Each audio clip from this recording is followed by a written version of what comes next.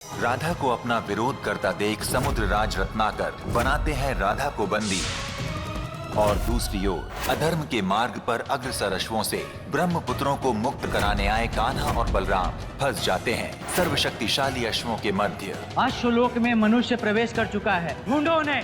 मुझे ये अश्वलोक नहीं समस्या लोक लगता है। एक के पश्चात एक समस्या बढ़ जाती है। इससे पहले कि हम उन 4 ऋषि कुमारों को खोजें, ये सारे अश्व हमें खोज लेंगे। चारों अश्वों के बल के समक्ष स्वयं विष्णु अवतार कान्हा और शेषनाग अवतार बलराम को करना पड़ेगा कठिनाइयों का सामना। किसका इतना दुस्साहस जो अश्वलोक में प्रवेश कर सके? तुम मुझे वहाँ खोज रहे हो, मैं यहाँ खड़ा हूँ। बहुत हो गया, अब मैं देखता हूँ कि तू मेरे क्रोध से कैसे बचता है। राधा पर पितृदोष की छाया आने के कारण लक्ष्मी को करना पड़ेगा वैकुंठ का त्याग। इसका रंग ऐसे कैसे हो गया? कहीं समंदर के उस खारे जल के कारण तो नहीं? क्या मनुष्य का रंग रूप ही सब कुछ है? होना तो नहीं चाहिए, किंतु साधारण जीवन के सबसे बड़ी भूल, सबसे बड़ी विडंबना है। कंस के महाषड्यंत्र का सामना कैसे करेंगे कान्हा? तीनों लोकों की वैभाता को संतुलित। वरादेव, अब क्यों मेरी मैया का जीवन समाप्त करना चाहते हैं? राधा को माता लक्ष्मी से ज्ञात होता है कि कान्हा बनेंगे उनकी माता के संसार से प्रस्थान का कारण और इस कठिन समय में राधा लेती हैं कर्म फलदाता शनिदेव की सहायता। हमारी मैया की रक्षा कीजिए। शनिदेव के रहते तुम्हारी मैया को कुछ नहीं होगा राधा।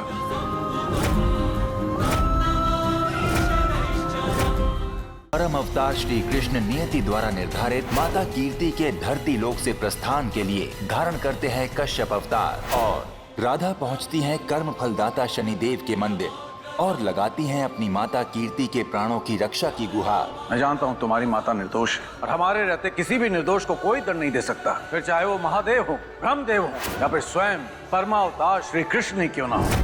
कलावती द्वारा परम अवतार श्री कृष्ण की सच्चाई ज्ञात होने के पश्चात कीर्ति स्वयं लेती हैं अपनी मुक्ति का निर्णय और निकल पड़ती है नीलांचल पर्वत की ओर। वहीं दूसरी ओर कान्हा की लीलाओं का आभास लगा चुके शनिदेव कराते हैं राधा को अवगत उनकी माता के निर्णय से। तुम्हारी मैया देवी कीर्ति को इस संसार के शाश्वत सत्य का ज्ञान हो गया, इसीलिए वो प्रभु श्री कृष्ण के शरण में जा पहुंची है। मैं कुछ भी करने में असमर्थ हूँ।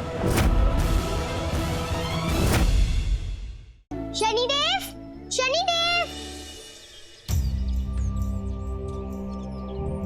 क्या हुआ देवी राधा, आप इतनी चिंतित क्यों लग रही हैं? शनिदेव, ना जाने मैया कहाँ चली गई। सारे घर में ढूंढ लिया, कहीं नहीं है। घर में नहीं है तो कहाँ जा सकती हैं? समझ नहीं आ रहा। कुछ समय पहले मुझसे बहुत बातें की।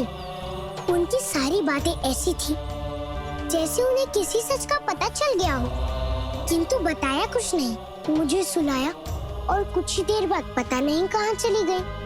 ये तो बड़ी अचरज वाली बात है। कुछ कीजिए शनिदेव।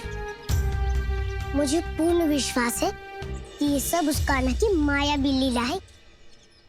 उसकी इस लीला से मेरी मैया की रक्षा कीजिए शनिदेव। आप चिंता मत कीजिए।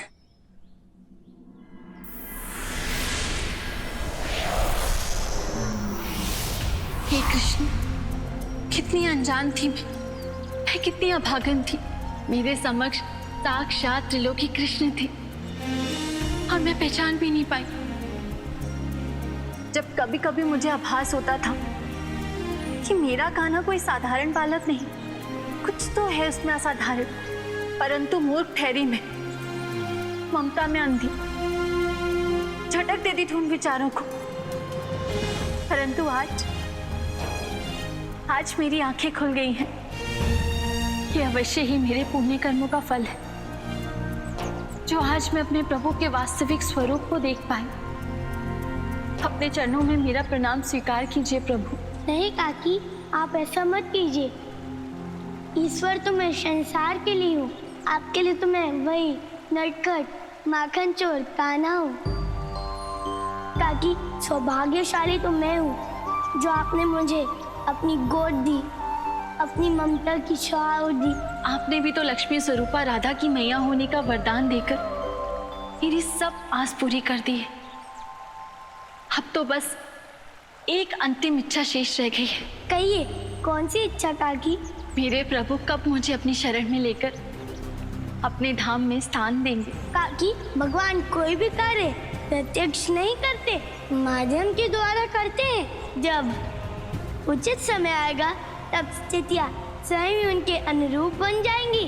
प्रभु, अब और विलंब मत कीजिए, मुझे अपनी शरण में ले लीजिए।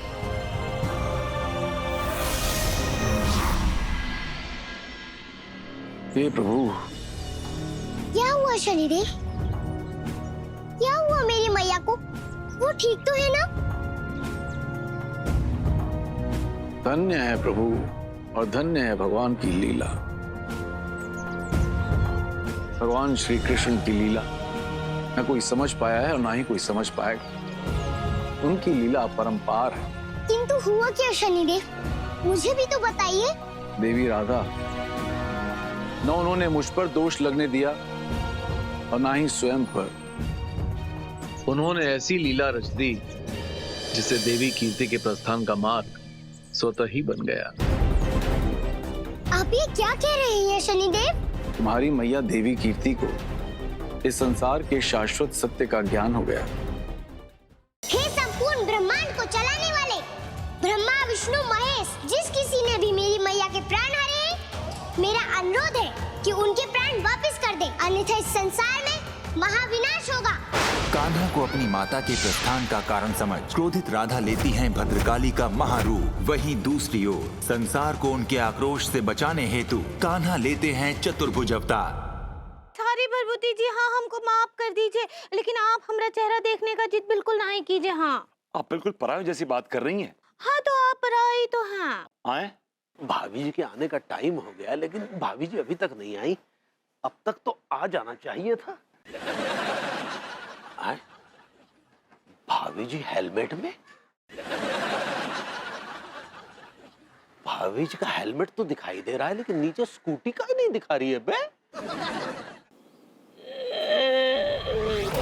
हमें पता है कि तुम को भगाना चाहते है, लेकिन हम पहले तेरे खून पिएंगे, बाकी बाद डुकरिया को तू वो तांत्रिक को बुलाए के हमें बाहर निकालना चाहते है। बाबा को फूल बरसाओ, राजकुमारी सुमन दीदी आई है।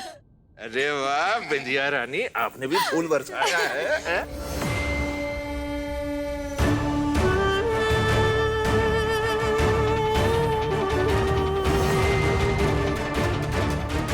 अरे माथे पर क्या है? ये तो सिंदूर जैसा लग रहा है। अब तू बैठी बैठी सिर्फ सोचती ही रहेगी या उस वैदेही को मंदिर से बाहर भी निकालेगी? मैं वैदेही से मिलना चाहती हूँ अब इसी वक्त। वैदेही, अब ना बहुत हो चुका है। अब मुझे गुस्सा मत दिलाओ और चल मेरे साथ।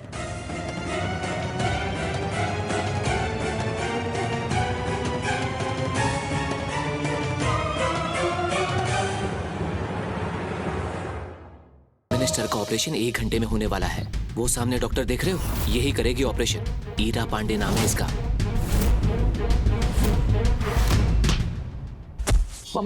सॉरी, ओ गॉड, ये अब ठीक तो है? ठीक है, 1 मिनट, ये क्या है यहाँ पर?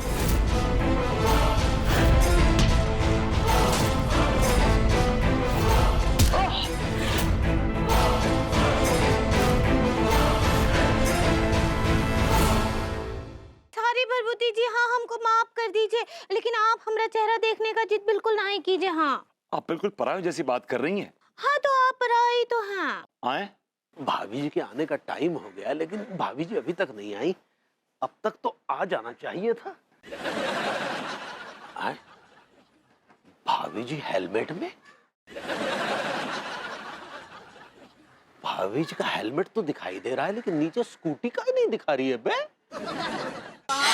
फूल बरसाओ, राजकुमारी सुमन दीदी आई है। अरे वाह बिंदिया रानी, आपने भी फूल बरसाया है?